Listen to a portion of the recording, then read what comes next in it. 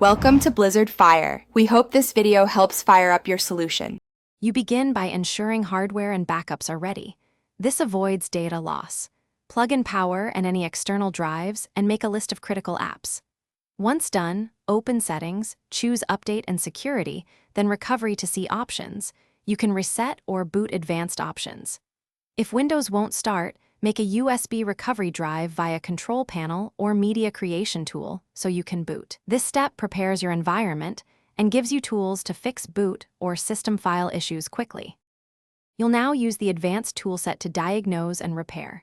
Boot from your USB recovery and select Troubleshoot, then Advanced Options. Try Startup Repair first since it automates fix attempts.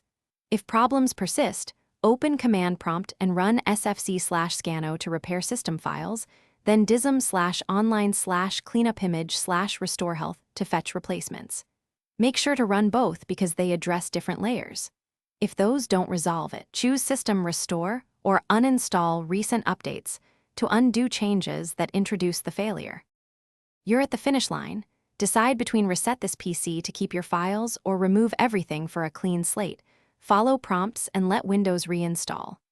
If reset fails or you prefer a fresh environment, boot the USB installer and choose Custom Install, formatting the system partition if you understand data loss implications. Make sure to reinstall drivers and Windows updates afterward.